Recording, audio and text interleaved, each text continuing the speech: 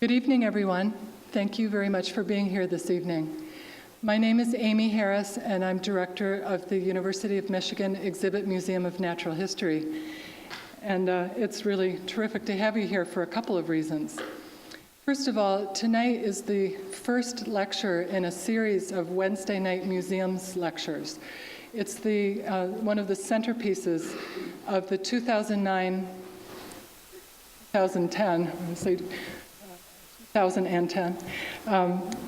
LSA theme year on museums, meaningful objects, museums in the academy.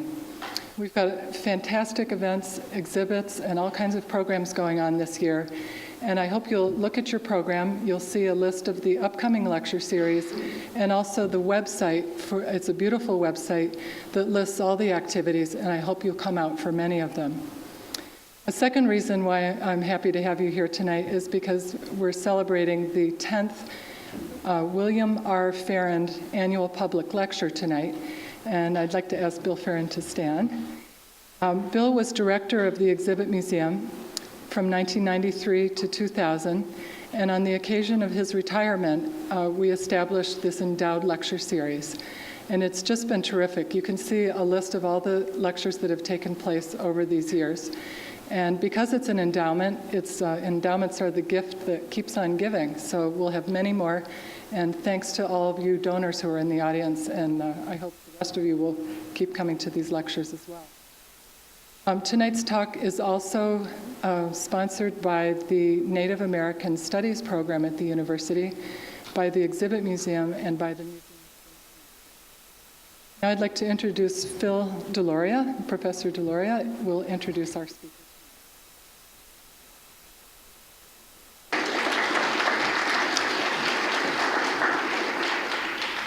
seems to me there was a moment when all kind of wanted to applaud, and I think we should do that.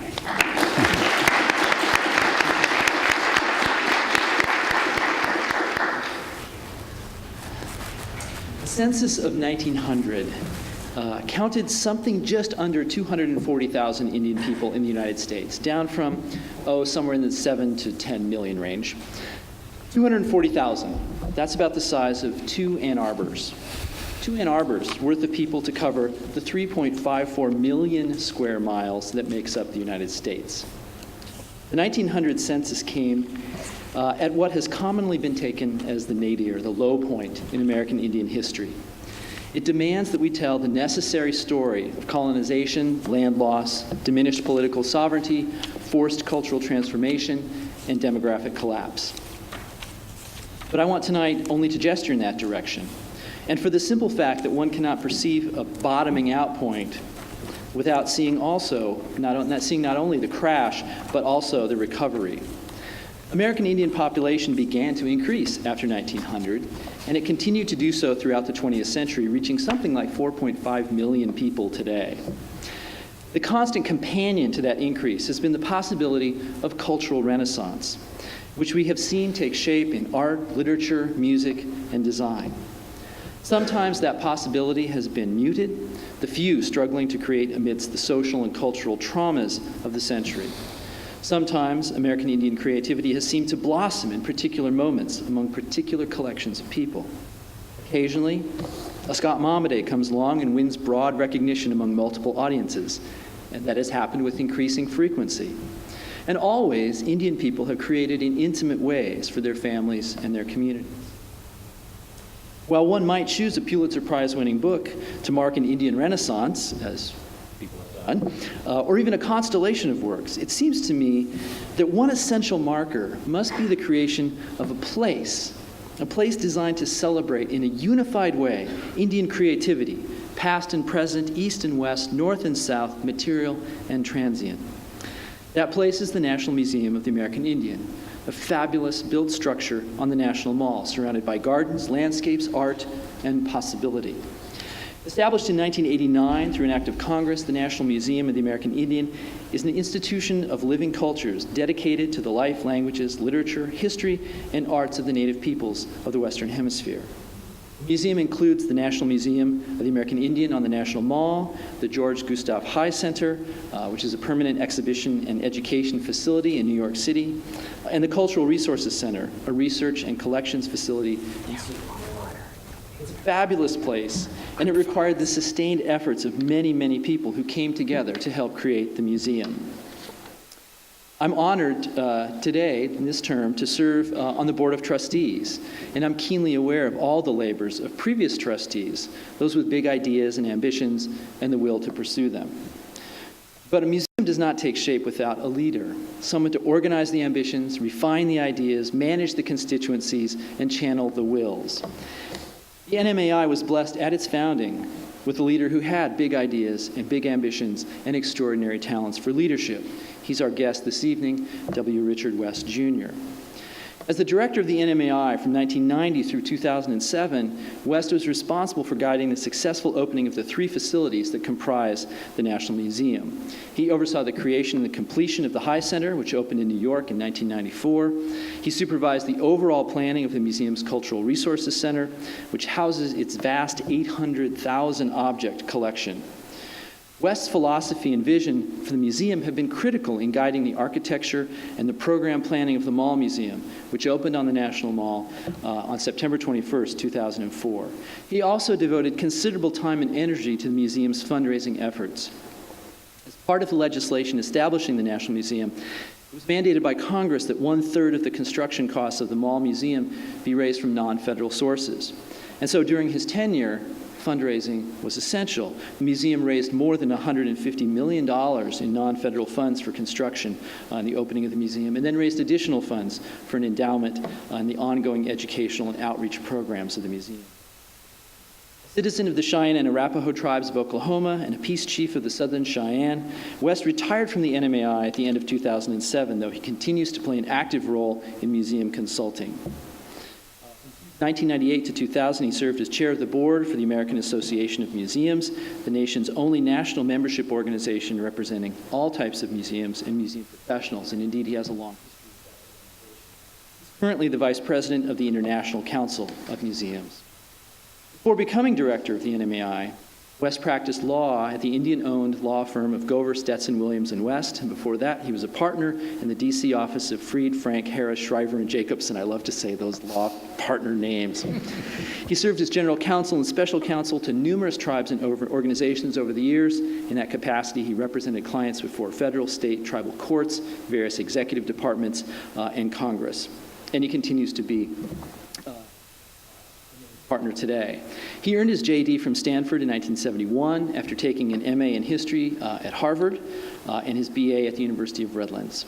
He's a fantastic and wonderful leader, one of the people that I think Native America is blessed to have out there being an intellectual. He is one of the most articulate people I've ever met.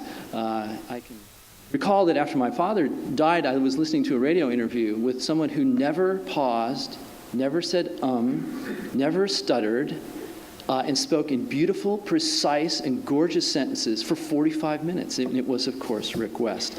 The title of his talk this evening is The National Museum of the American Indian, Reflections on American History and 21st Century Museology. Please make him welcome.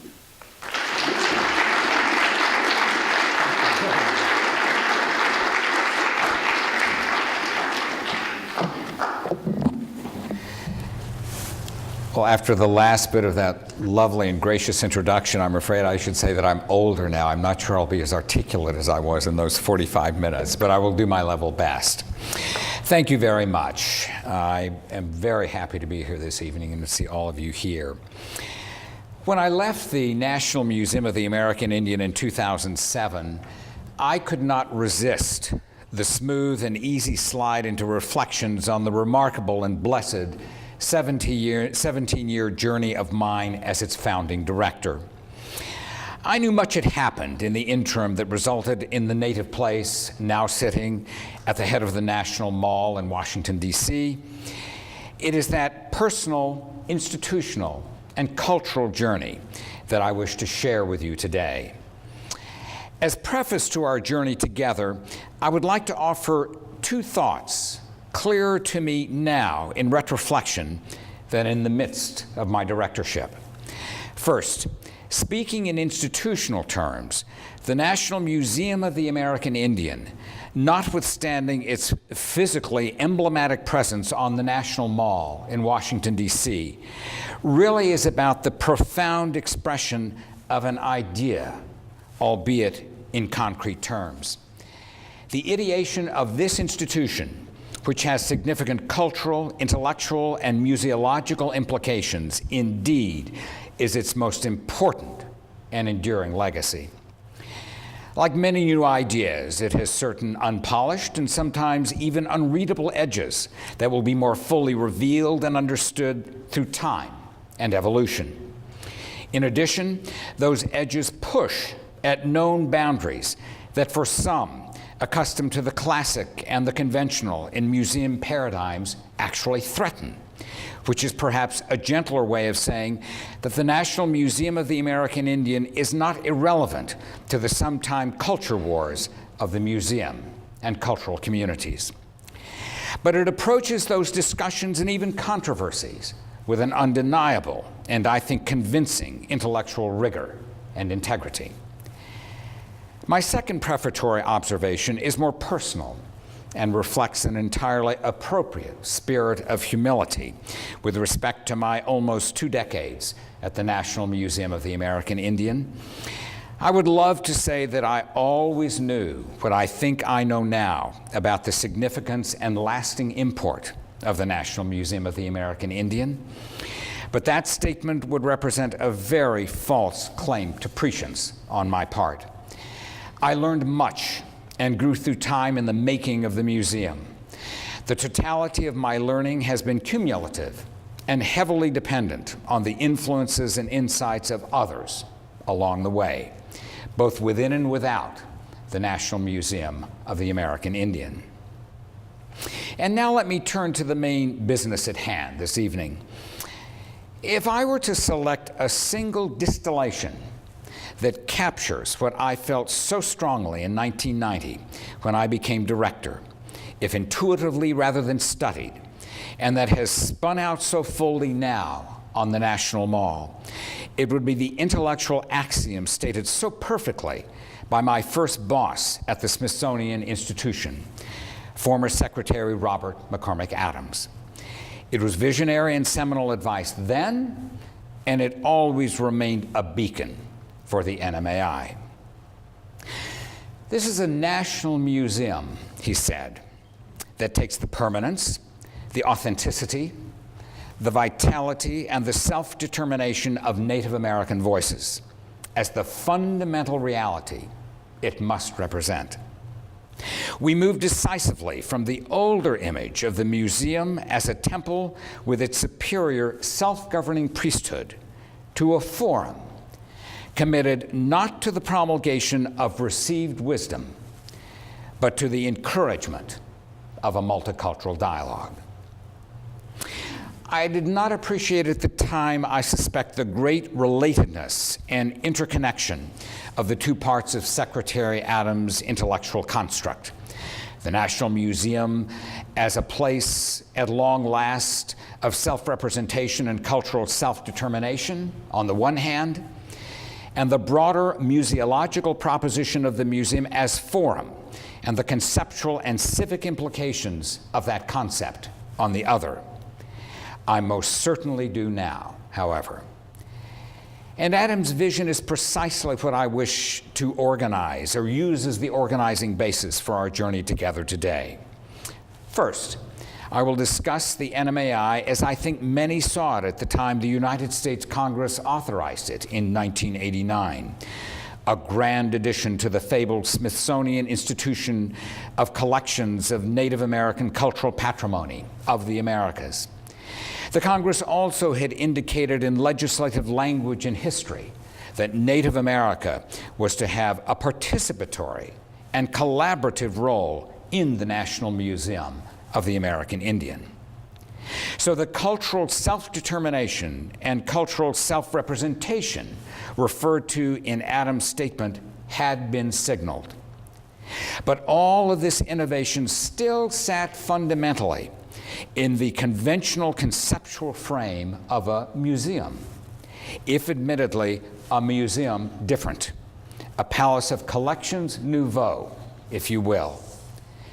Second, however, I want to discuss how this curatorial liberation of psychic and intellectual space at the National Museum of the American Indian allowed, indeed almost compelled, the institution into far broader and more innovative museological territory. The intensely, methodically, and consistently bilateral and collaborative relationships with Native peoples and communities made the museum, in concept, not just a stop on the local tour bus route, and more than just the usual cultural destination along Museum Row on the National Mall in Washington, D.C. Instead, it became a place infused not just with beautiful and significant collections presented in didactic and passive description. More so, it represents a place and space of far broader civic and social dimension and interactivity, where collections become not ends in themselves, but departure points for ideas and themes writ large, wide, and deep across Native America, Indian country, and the totality of the Native experience of the Americas. In other words, it became in concept a new museological form, that dialogical forum, not premised on notions of received wisdom to which Bob Adams aspired for the NMAI, almost the anti-museum, to describe it a different way. Let me turn, if I may then, to my first point of analysis, looking at the NMAI through a museum lens to describe its nature and the why of it. Long before programming of any kind became a reality at any of its new facilities, a long series of consultations, predominantly, if not exclusively, with Native communities, held in the early 1990s, some 25 to 30 of them over a 2 to 2.5 year period, established the important guiding aspirations stated in the museum's mission statement. First, the NMAI sees Native peoples and communities not as some ethnographic residuum in an advanced state of dotage or risk, prepared to fall off the stage of history. To the contrary, Native America maintains a cultural present and will insist on a future, and hopefully a better one. The NMAI thus is very much an international institution of living Native cultures of the Americas. Second, its presentation, interpretation, and representation of these peoples, cultures, and communities are premised on a consistent and systematic invocation of the first-person voice of Native peoples. The how of these aspirations, although refined in many different ways over the years since 1990, took form early as the museum opened its branch museum, the George Gustav High Center in New York in 1994, and was implemented on a far larger scale when the NMAI opened on the National Mall in Washington, D.C. in 2004. The process began with the organization of programming, including most specifically exhibits, not around collections per se, but around large ideas of themes that were based on those early consultations with Native communities in the 1990s. Native communities from throughout the Americas were invited to participate in all exhibitions, from the selection of objects to the specific content of individual community installations within the larger frame of the transcendent ideas and themes.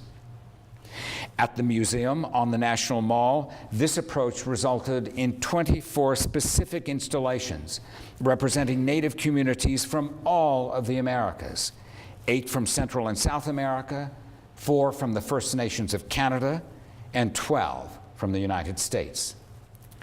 The process produced a museum with a very different look, feel, and content. Roger Kennedy, the distinguished Director Emeritus of the Smithsonian's National Museum of American History, in an essay regarding the opening of the NMAI on the National Mall in 2004, characterized what he saw in these terms. "The point of it all," he wrote, "is that the Indian Museum is a living Indians museum, presenting without rancor or unctuousness certain valuable truths about living Native persons, having a set of experiences special to them, but important to the rest of us.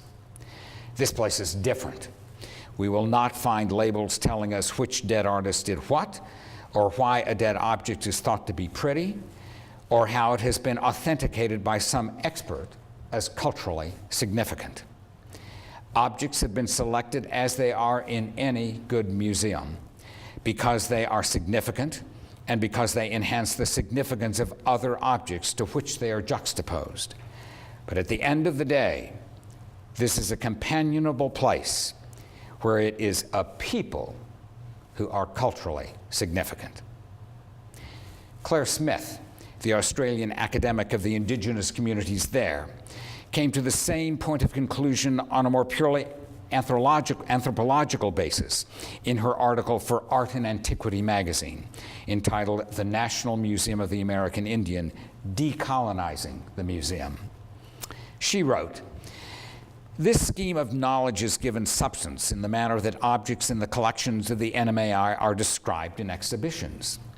Deriving from indigenous conceptual readings of the world, the classificatory systems of the NMAI reveal a holistic concern with the relationships between plants, animals, humans, and places, as well as between past and present.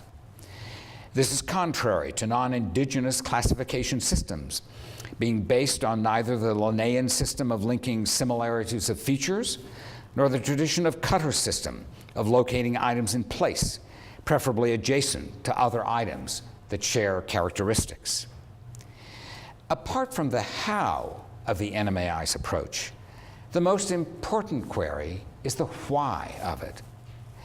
The substance of the why is a fairly straightforward intellectual proposition, however complex its articulation in museums may be.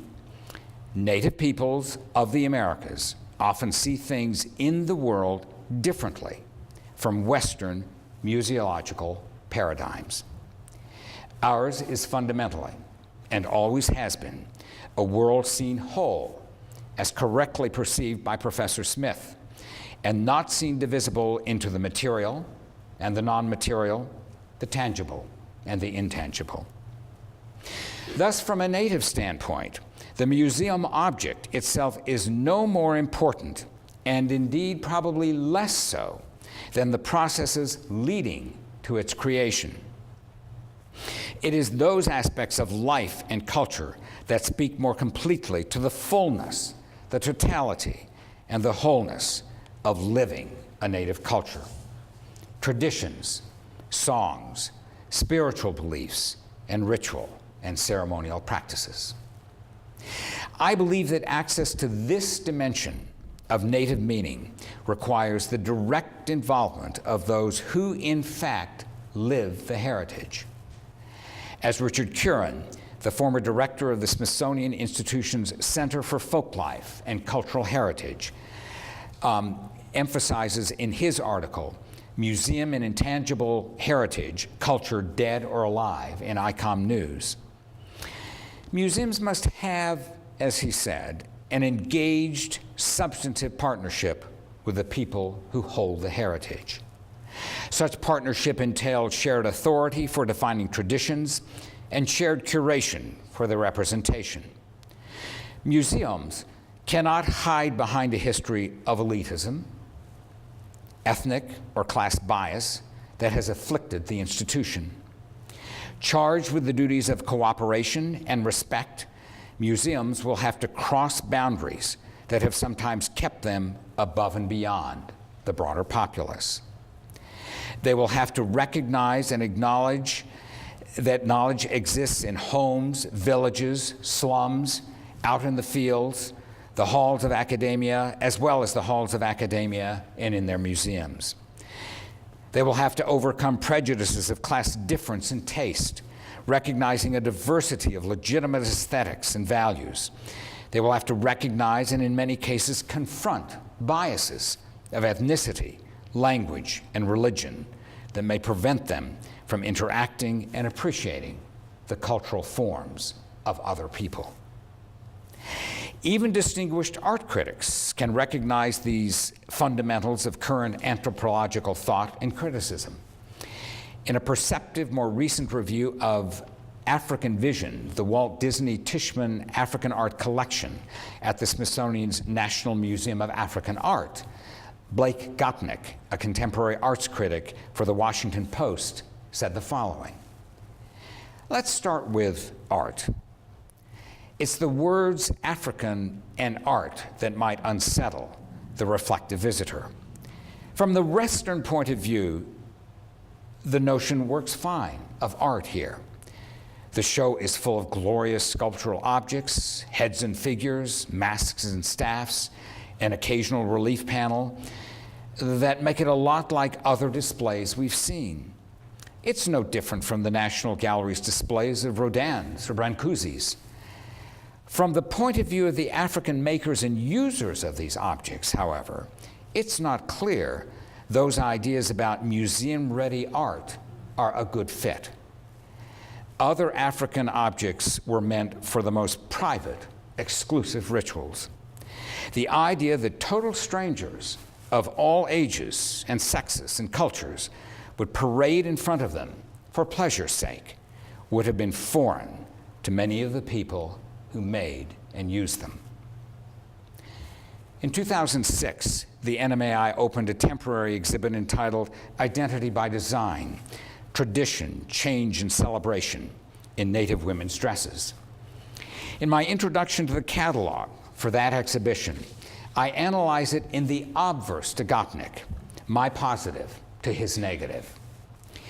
As the director of the National Museum of the American Indian, said I in that catalog, I've had the somewhat ironic mission of stressing that our extraordinary collections of native objects, some 800,000 works of astounding beauty and value, are secondary to the cultural significance these objects hold for native people. What I mean is that for our institution, it is fundamental that this is more a cultural center than a museum, more locus of living cultures than a cabinet of curiosities.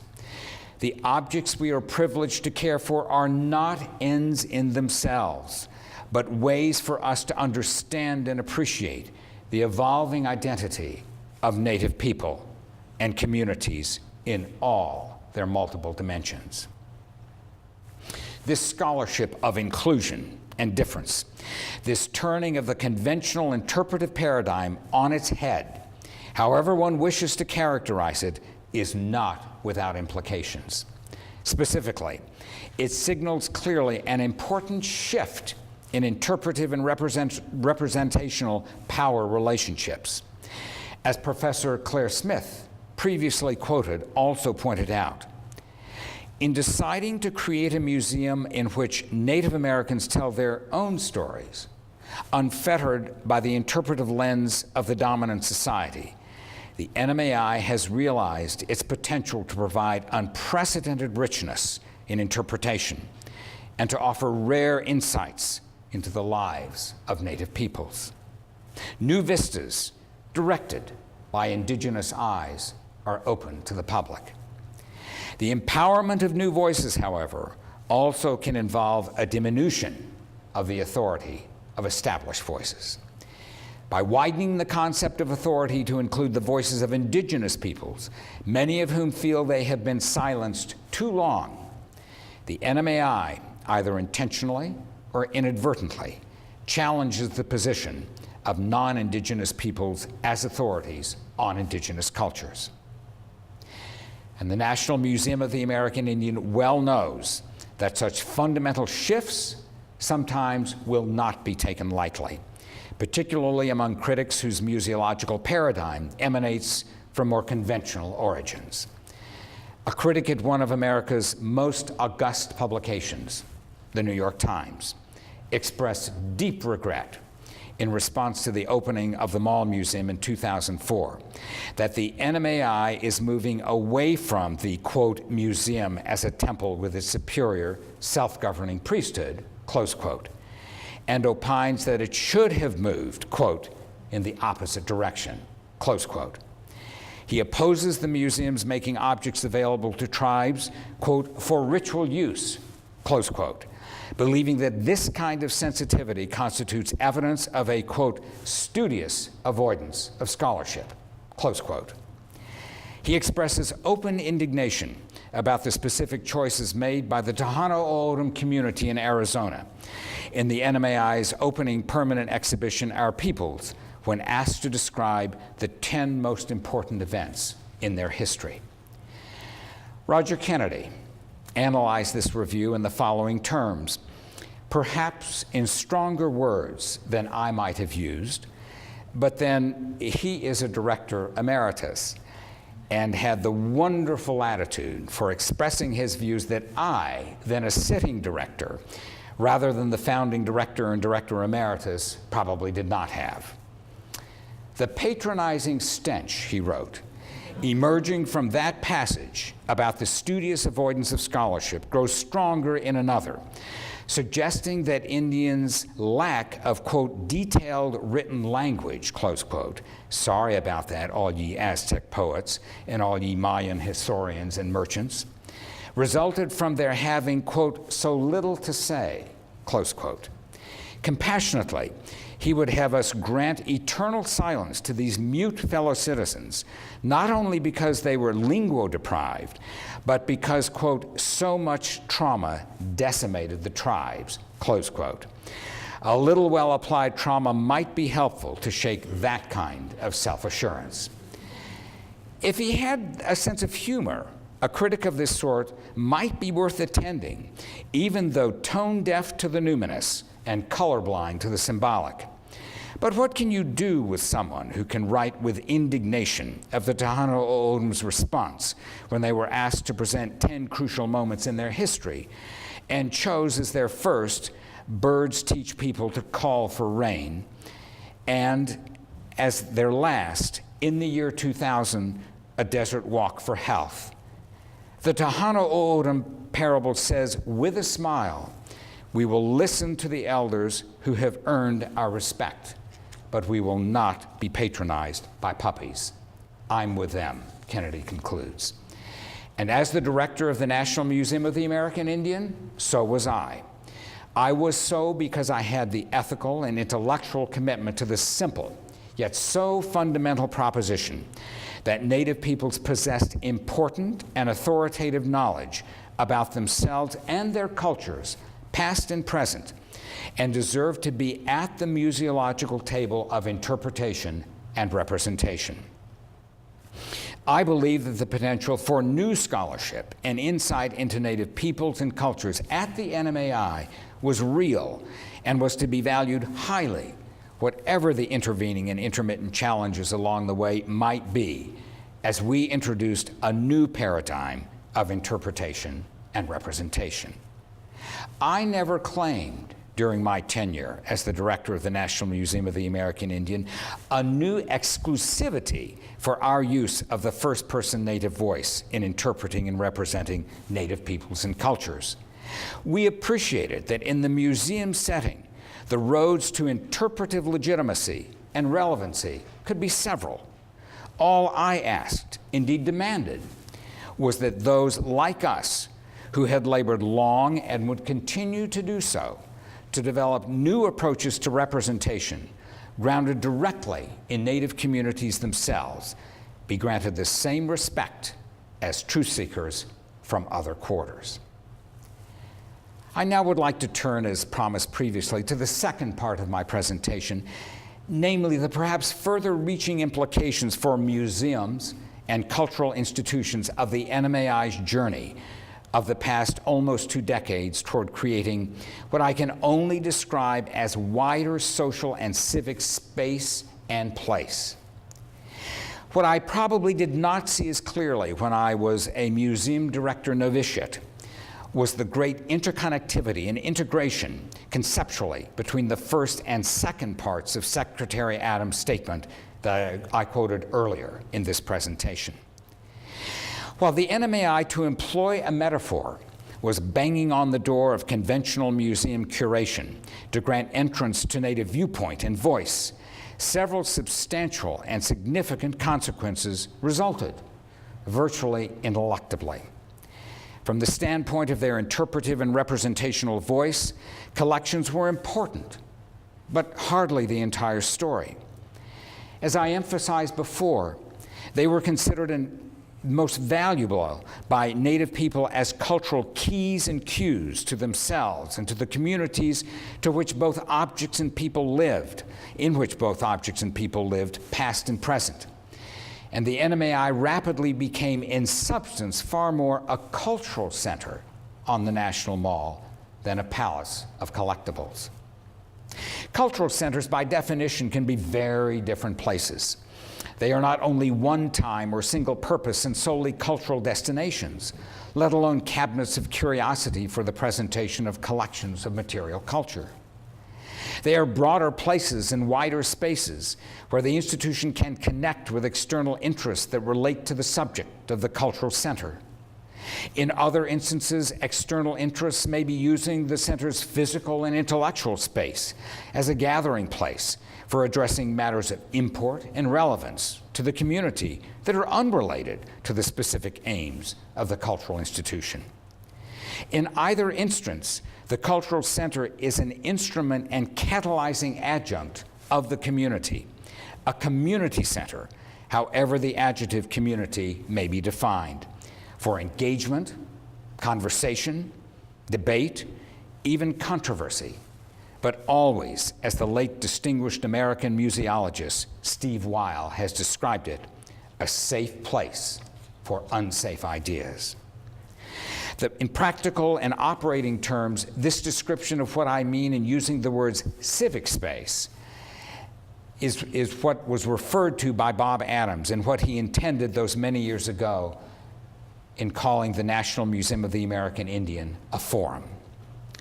In her paper entitled Choosing Among the Options, an opinion about museum definitions, my good friend and colleague Elaine Hoyman-Gurian, actually a former deputy at the National Museum of the American Indian, describes, among others, the model of the community museum in the following, and for the NMAI, instructive terms. Community museums look the least like museums, she wrote, and they are often named cultural or community centers.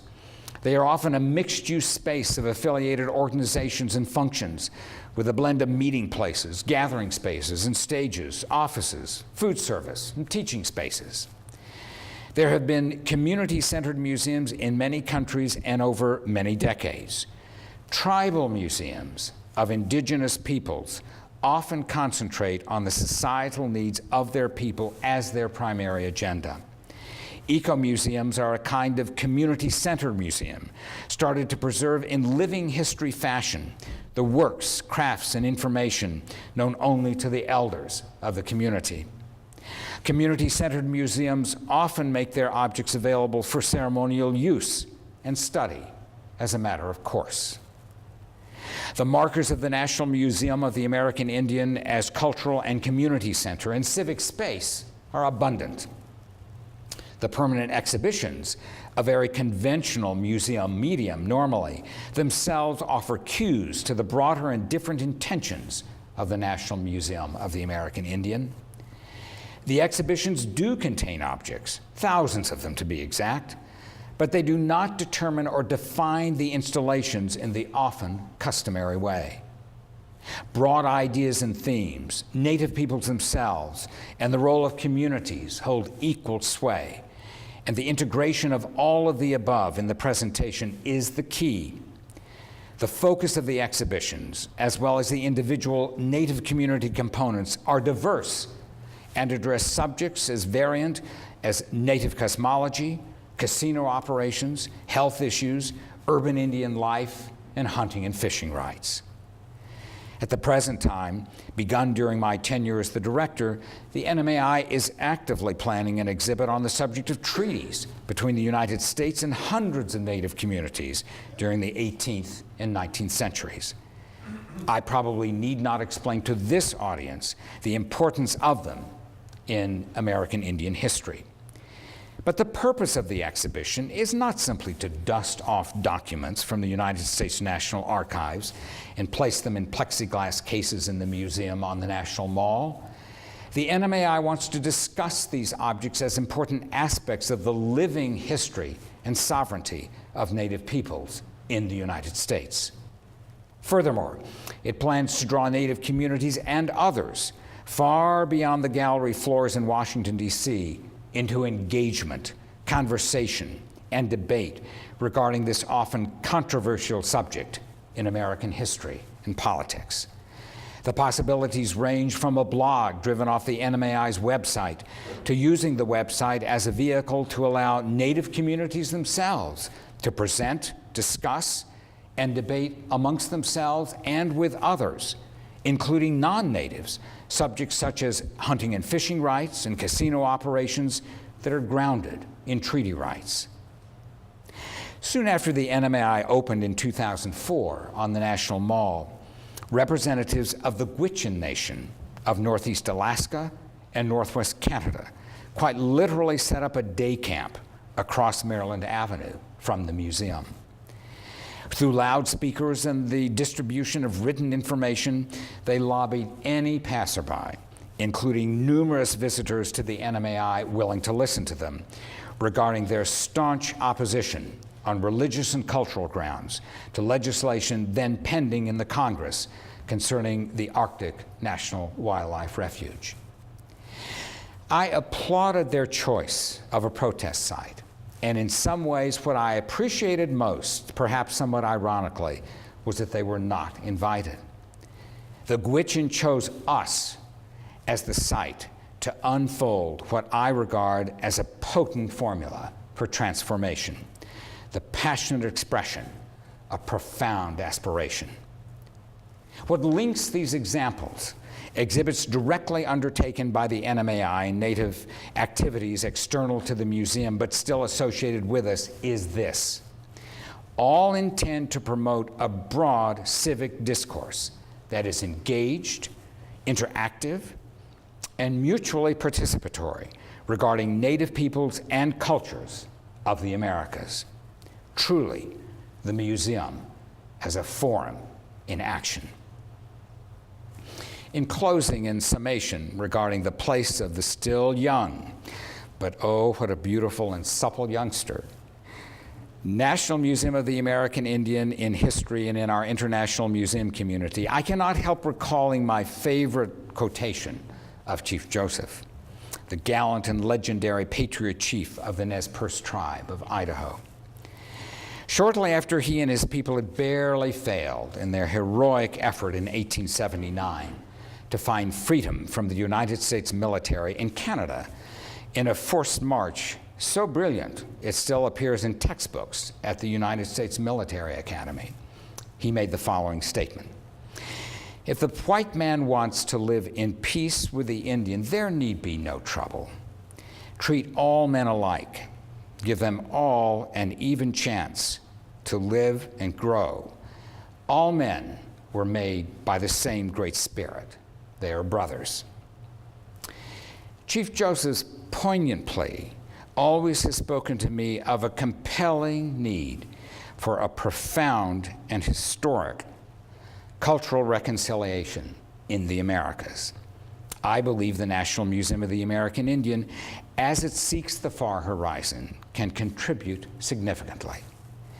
For Indian America, this institution of living cultures is a seminal occasion to reconcile a present and future with an often troubled and tumultuous past. From a cultural standpoint, to use Chief Joseph's words, it affords the Native peoples of this hemisphere an even chance to live and grow. It will do so by giving us the opportunity and a formidable venue to show and tell the world who and what we really are, and to use our own voices in the showing and the telling.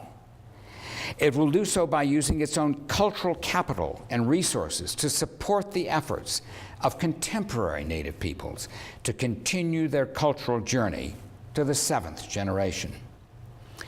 But the National Museum of the American Indian holds additional promise for the future of all peoples, Native and non-Native, in its role as a meeting and gathering place for genuine civic and social engagement. In its physical spaces and electronically, in Washington and New York, but also far beyond, on subjects, themes, and topics that address Native cultures, defined deep and wide, past and present.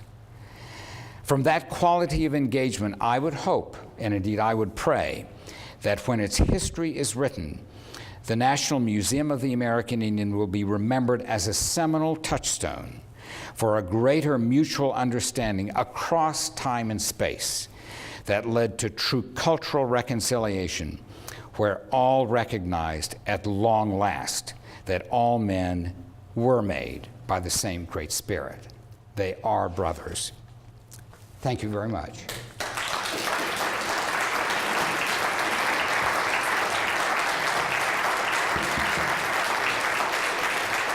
Do you want me to take?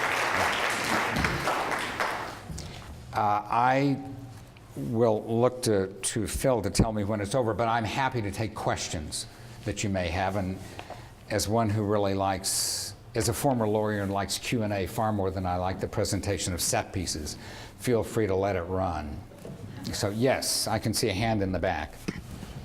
Hi, thank you for coming to University of Michigan. And I'm approaching you more for advice than for a specific question. And first of all, I want to preface this by saying that I'm really heartened and I applaud your and the NMAI's rejection of museums as kind of a hoard of items to be guarded at all costs. I think that's really an important shift that you outlined in your talk, so thank you. The question or the piece of advice I'm looking for has to do with human remains and specifically how institutions deal with tribal consultation during the NAGPRA process, which for people who don't know is a Native American graves and repatriation. In protection. Yeah, graves and, well, anyways, repatriation. So the advice I want from you, hopefully, is how would you deal or approach an obstructionist scholar who views tribal requests for the remains of their ancestors as squarely within the range of, quote, the studious absence of scholarship, and whose civic discourse doesn't include Native American communities? They see them as kind of outside of the public good that these remains are meant to serve and as pieces of data. As somebody who has a lot of, political experience working with people on many different issues from many different sides, how would you approach that person? Thank you. Let me respond to that question. I have a feeling there are probably specifics that sit there of which I may not be aware, and being somewhat politic, I will not touch them. But let me give you some rather specific general advice in that regard. First of all, I think that as a psychological set in approaching questions of this sort, one has to be willing to be persistent and relentless in pursuing these kinds of claims, and to realize, as I did as a graduate student before I became a lawyer from Stanford, but when I was a graduate student at Harvard, in realizing that all history is incremental. That was one of the truest things that was ever said to me, I think. It doesn't move as swiftly as some of us would like. So that's what I would suggest that you kind of have in your own mind, and that is easier for the old, which I am, than it is for the young, and I appreciate that sometimes. Realize also that this whole question of repatriation is generational in many literal respects in terms of where scholarships and scholars sit now that are of a certain age as compared to those that may sit a slightly different place who are a different age. So there is also that to consider. What I would say about the NAGPRA, the Native American Graves Protection Act of 1990 itself is the following. And I think that these, and I say this, I must say, in response to you almost as much as a lawyer as I do as a museum director, because I'm both. I am well aware of what the legal standards are that were established by NAGPRA, and I think that there is often an effort to limit them in ways that Congress did not. And let me be very specific about that. There are several things that happen in the repatriation process. It has to be based upon an application from the tribe itself with respect to certain kinds of material, and you mentioned in specific human remains, and that is one of the principal categories that's covered by NAGPRA. The standards are that it must be, first of all, associated with a culturally affiliated community, and second, that it fall into one of the repatriatable categories. Now, what did Congress say about the scope of proof for that?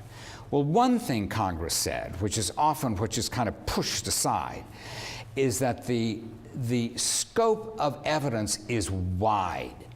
It has to do not only with science, but cultural input from the tribe itself about connections between pieces of cultural patrimony and human remains.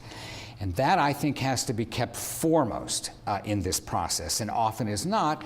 And my guess is that that may be slightly more true when one is talking about an academic institution than when one is talking about some museums that sit there, like the National Museum of the American Indian, although even among academic institutions it varies greatly. I'm happy to say that Stanford, which is one of my alma maters, as was pointed out, actually engaged in the repatriation of human remains before they were even required to do so by NAGPRA in 1990. On the other hand, its neighbor across the bay, who shall remain unidentified, in its museum, the very famous Phoebe Hearst Museum, has been much more difficult on that kind of question. So be aware of what the factual and legal requirements are under the NAGPRA law, and don't be afraid to consult somebody about that, whether it is your own community or legal representatives that may sit outside the community. And then, as I said before, one simply has to be persistent. Because remember what's going on here, and this is my wrap-up point for this particular response to your question, is that you've got to focus on the fact that repatriation, when all is said and done, as important as it is to us, and I say that as a Native person who watched and participated in the return of remains of my own community, the Southern Cheyenne community, scooped up on the battlefield at Sand Creek, and finally returned to the Southern Cheyenne community by the National Museum of Natural History a number of years ago, and the effective nature of all of that. But remember that what's happening here is that repatriation was simply the peak, if you will, above the water that really is linked to a submerged mountain. Because what it has to do with is this shift in authority with respect to things under the control of museums that occurred when the Repatriation Act was passed. Repatriation is simply reflective and representative of much larger changes that have taken place in the museum community, which have to do with definitions of authority, scholarship, authenticity, expertise, etc. That's what's really going on, and that's where some people, I think, sitting in institutions and sometimes resisting, if you will, almost philosophically, things like repatriation are most grounded. That's where they come from, and you need to understand that, but you also need to be, as I said, patient and persistent about it. We'll get there, and most people already have. The National Museum of the American Indian has repatriated thousands of objects at this point. And I do remember, and this is actually concluding on a slightly lighter note, I do remember someone also saying, well, what are we going to do? These great collections will be absolutely gutted from museums. And I said, what's happened to your collection in the last 5 to 10 years? And I said, well, we have repatriated some 2,000 objects. That means that in our collections we have 798,000 left. And I think I can promise you we can do significant exhibitions and public programming at the museum with those remnants, if you will, of our collection. Other questions? Yeah.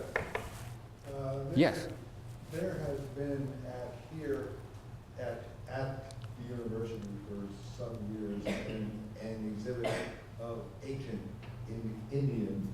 matters that you know are being no longer shown. The dioramas. Right. Yes. And I would not even presume to think how you feel about that, because the way they were shown is so different than what you're doing. Yes. But my question goes to, the university is going to take them and put them in some dusty storage room. And I wonder if it would come to them that maybe they would give the Young Museum and they might at least have some use. You might give them to the National Museum of the American Indian? Thank you, but probably no. Here's what I would say, and I want to say this in a kind and respectful way, because I do, and believe it or not, due to the excellence of the public affairs staff of the University of Michigan, because they knew that I was going to be called by a reporter from the Detroit Free Press to discuss exactly this subject, briefed me quite appropriately. I had some knowledge of the controversy from the outside, and here's what I would say. Let's first of all deal with the question of the dioramas themselves and what they are and what they represent. And that is that they very much represent a particular phase of history in the presentation of ethnographic material. And frankly, they were kind of the defining mode of presentation at a particular time in the earlier part of the 20th century. And there is a way in which I find them, on the face of it, quite appealing. They're quite concrete, they're real, they're representational, you can kind of see things in them. There's a certain... They're honest to a point, but we'll get to that in just a minute. And so there is that. But in the end, which is what I told the reporter from the Detroit Free Press, it still is kind of life in a box. And there's something limiting about that that's quite profound. And so I think that it is difficult, and I know, having talked with Amy Harris, the very excellent director of the museum, that there were interpretive efforts to kind of work around some of those limitations, and I admired them all. And I wish I had known, frankly, the specific facts of how she had attempted to work around them when I was talking to the reporter. But the fact is, in the end, as Amy herself found, there was still kind of a fundamental objection to it. And so let's put that specific example to the side for a moment and just say what kind of, from the standpoint of museum practice, is going on. And in substance, what relates to Native Americans that makes that so sort of questionable. It is this. If we learned anything from the consultations that we did with Native communities during that early part of the museum's development that I referred to just a moment ago, in these consultations with Native communities, I said, whatever you do, please don't let people believe that we are not here. Let them understand that there are 30 to 40 million indigenous people throughout the Americas right now. That we are living, breathing communities, however stressed and affected we may be by the last 400 years, 500 years. And somehow that's what you have to focus on. And you have to figure out how you get, at least in my personal view, how you get to that point of presentation and interpretation most rapidly. And there is something limiting by any kind of approach. And I'm not just talking about dioramas, I'm talking about all kinds of other things too, that freeze frames Indians in a particular period of time. And that's what we need to avoid. And we need to, instead of focusing on the negative of that doesn't work, let's focus on what does work. And I think that museums these days, not just the National Museum of the American Indian, are showing what the possibilities are in representing the entire span of history. And that's not just good from the Native standpoint, that's good from everybody's standpoint, because it enhances the understanding of everyone about the existence of these communities through time and how they sit right among us right now, how they are a part right now of the heritage of the Americas and should deserve the respect, really, that goes along with that in many places, including museums. I'm blinded by the light, but if are there other questions? Yes, over here on the side. How do you, Look, wait, I think she's getting the mic to you because I think they're recording some. how do you as an institution avoid stasis in the adjudication of competing claims over an object? I'm sorry, say it once more. I couldn't How do quite you hear as the an first part of your institution question. avoid stasis in the adjudication of competing claims over an object? Are you talking about repatriation? I'm talking about repatriation Yeah. or scholarly studying of an object that other people would like to see not studied. How do you avoid stasis in the adjudication of those competing claims? Yeah. Let me divide your question into two parts. One, as I understand it, is how do you really establish ethical boundaries about how you define research and what gets studied and what doesn't get studied. And the National Museum of the American Indian went at that very early on. There's really nothing in the, well, I won't say there's nothing. There is something in the repatriation law that probably signals what one's ethical boundaries and consideration should be, even if you're not just faced with a request for the return of an object. But what if you're faced with a request from somebody that they want to research the object? Well, I'll put to the side for the moment all of those lawyer things, which basically say, does a federally subsidized institution like the Smithsonian Institution have the right to prevent anybody from coming in to see anything? And we'll just put that to the side for a moment. But from a strictly ethical standpoint, what we did was the following. If there was an object which we thought fell into one of the repatriatable categories, as an ethical matter, if there was a research request, for example, we asked the researcher to also make the request from the affected community. Now, in 99% of the cases, that permission was granted. So it wasn't a big obstacle to research. The second thing we asked to do is that that scholar or that research share the results with the Native community in terms of the product of the research, which they always were glad to do. That was never a problem either. So I think the point is, even though they're tender and they can be highly debatable, you have to establish some kind of ethical framework. And I was talking to somebody earlier today. In the United States, the American Association of Museums, God love it, has not been very helpful in that regard. I say that even as the former chair of the organization for 2 years. And the Code of Ethics of the International Council of Museums, if you want to look at a set of ethics in a code that speaks to these kinds of considerations, is the better place to look.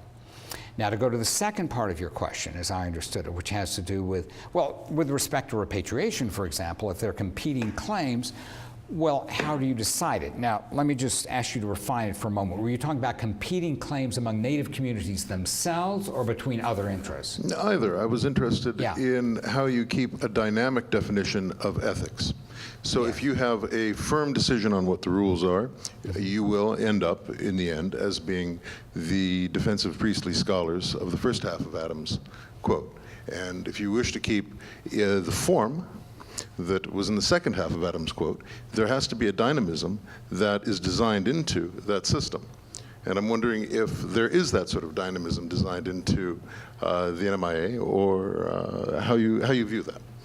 No, I think that the dynamism, the principal element of dynamism in my own experience at the NMAI, has to do with the viewpoint of the Native community itself, because they approach things quite differently in this respect in terms of what they are willing to have subjected to research and what they're not, whether they want human remains back or they don't. And that really is the cue, if you will, from the Native American Graves Protection Act itself, because the Native American Graves Protection Act is itself a remediation in ways which I know the scientific community had a lot of trouble with to begin with, but I think as a matter of practice it's worked out for the most part, because it represented a shift from one model of how we look at certain kinds of materials that sit in museums, and with respect to certain categories of those materials, shifted the power relationship quite significantly. I, as a director, especially a retired one, I guess, having been through it all, feel that as a practical matter, it basically all worked out. There were, in the end, relatively few unhappy people left in the room. Native peoples themselves saw results, understood how complicated the process was, and lived with it and abided by it. On the other hand, those who had conflicting interests, who were really quite anxious about repatriation. They were both in the scholarly community, and believe me, when I first became director, they sat in museums. I mean, they were just terrified of what that act was going to do. The experience of a decade and a half, I think, shows that as a practical matter, we agree on far more things than we disagree on in the end. And that certainly was the experience at the NMAI. And it is based upon a certain dynamism in the evolution of one's understandings about these things. Really, if you look at the NAGPRA legislation, even as a legal matter, let alone as an ethical matter, there are not hard boundaries established. As a lawyer trying to implement or live with that act, you have to be willing to develop facts as they pertain to a particular case. And there are very few general rules floating around out there in the sky, and they depend upon the particular facts adduced in a particular repatriation case. And I think we all have to learn to live with that too. I was going to follow up on one thing. It would be, how do you design that institutionally? How do you maintain that dynamism in the adjudication institutionally? Do you have review boards that are shifting? In the National Museum of the American Indian, there was an Office of Repatriation that dealt with that range of questions, and it is itself a dynamic process. It is ongoing. Honestly, to begin with, we had very few cases that served as precedents for anything. And as we have gone through time, even before I left, 2 years ago or so, we had the process is formalized. The process was formalized at the NMAI. The application was taken in. It was handled by the Office of Repatriation. Our determination had to be approved by the Board of Trustees and reviewed by the Office of General Counsel of the Smithsonian Institution. So this is not just some slapdash affair. This was an adjudication. And again, I say that as a lawyer, not as a museum director. It really did live up to those standards. Anybody else? Yes. I'm sorry, back here, and then we'll come down there. Yes, sir. I have a question actually about another institution in the same neighborhood there, the American Museum of Natural History. Yes. You mean in New York? Or do you mean the National Museum? In D.C., the Smithsonian. Oh, that's the National Museum of Natural History. That's all right. I was a visitor there as an undergraduate student about 10 years ago for a geology class, and we were there to go look at rocks. And I was struck by the presentation of Native American cultures at the Museum of Natural History. Mm-hmm. And my question is, in the last 10 years, we've opened the National Museum of the American Indian. Presumably the perception and the interpretation of Native cultures has changed throughout the Smithsonian Institution. Mm-hmm. Has the way that the culture, the Native American cultures, which at the Natural History Museum are between bones and rocks, has the way that they are interpreted there changed? Could it be changed, or should it be, in response to sort of a new feeling on the Mall or throughout the Smithsonian about the way those cultures are interpreted? Yes. Well, there I observe the Reagan rule of politics. You always speak kindly of fellow museums, if not fellow Republicans, which I'm not to begin with. But the National Museum of Natural History, I think, has removed probably most of the exhibits that you saw a number of years ago there as a graduate student. One of the great tragedies, in my own view, is that in an indirect and completely unintended way, the rise of the National Museum of the American Indian inhibited the efforts of the National Museum of Natural History under the brilliant guidance of a native curator at that museum to overhaul the native galleries of the National Museum of Natural History. And I hope that they will be able to return to that subject. So that's the first point. Be a little kind to them, because they have made up for certain sins, and they are trying to redo it, and I think that they eventually will.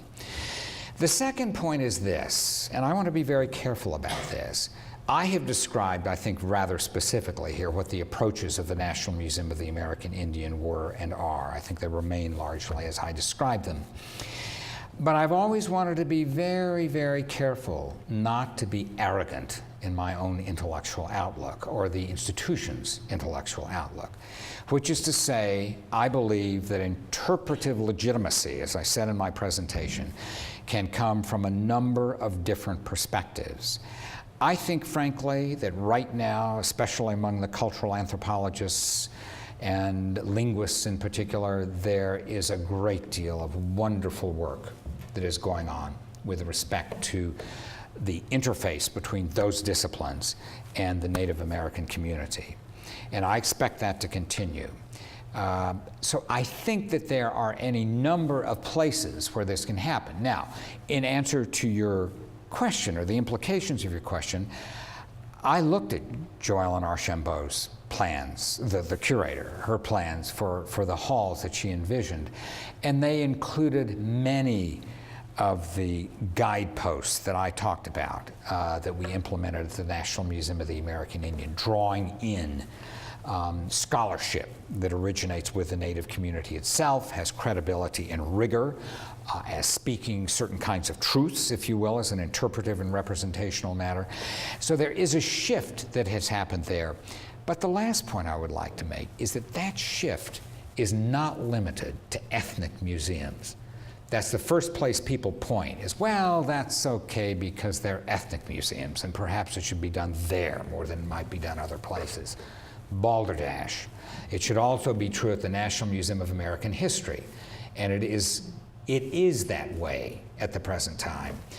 I hope that most historians sitting in this audience would agree with me that history as a discipline in the academy and in museums has opened itself up in ways dramatically over the past 2 decades or so in being far more inclusive scholarship, far more inclusive of diverse strains of American experience, in tying its interpretation, if you will, to constituencies that sit in those diverse places of American heritage. So I think that museums as a whole, for the most part, are moving in this direction.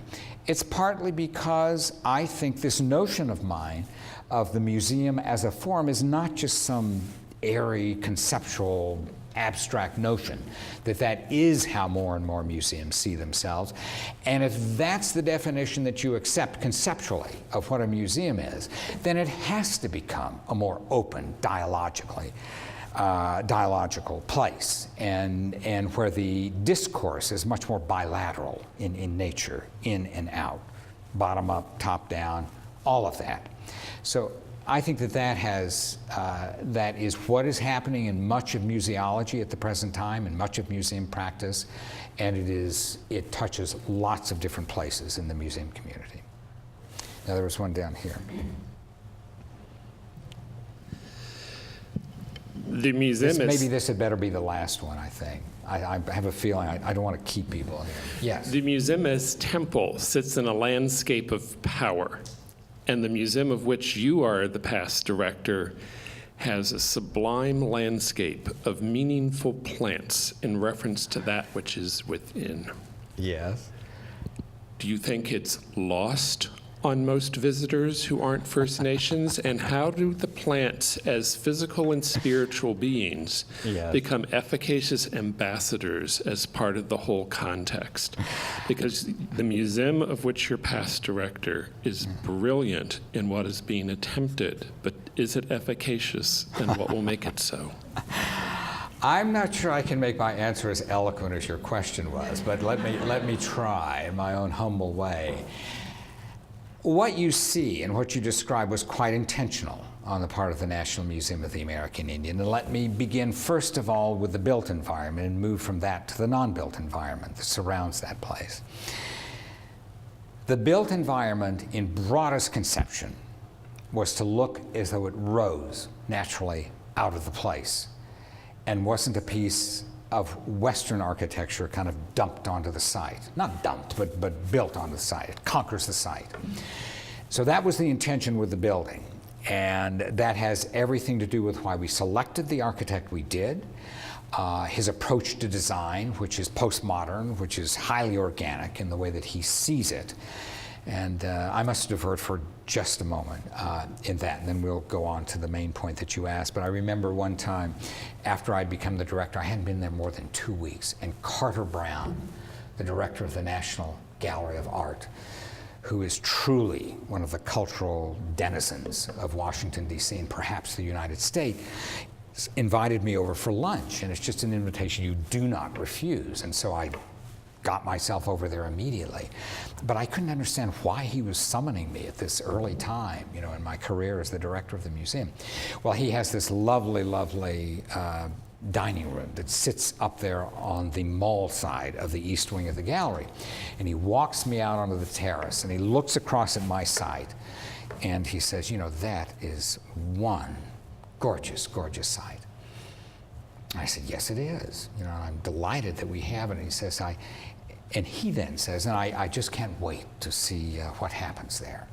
And I said, well, I can't either. You know, I'm just brand new, but, you know, I'm with you on this point. And then his wrap-up line, of course, and this from the person who also was the head of the design commission in Washington that reviewed every drawing we had, says, and I will be watching you every step of the way. But to Carter's credit, he understood precisely what we were trying to do. And you would appreciate, I think, that from a comparative standpoint, the difference between that elegant, rigid piece, almost, of geometry that sits in the east wing of the gallery, and ours is, it's just almost contrapuntal. But he understood that, and he appreciated that, and that gave me great, great respect for him. All right, now back to your question. So we have the building, which is this very naturalistic, if you will, formation, architectural form that sits there. The notion was that somehow it couldn't sit in a non-built surround that was like everything else on the National Mall. It just wouldn't work.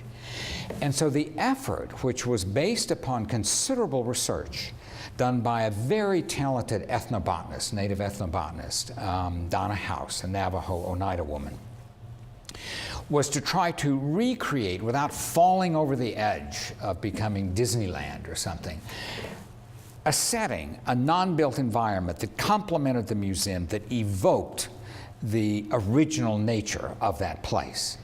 And so we did research that resulted in our selecting some 150 to 200 different species of plants, not one of them a hybrid originally, that were brought to that site to create that kind of surround for the museum. And to me, it was simple. That's the kind of thing you had to do. Now, do people appreciate it? Yes, they do. And I don't mean just native people.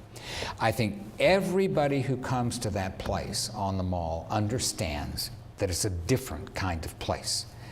Without getting at all New Age-ish about it, the fact is that people who enter that building, native people do get it, perhaps more quickly than some, but everybody gets it.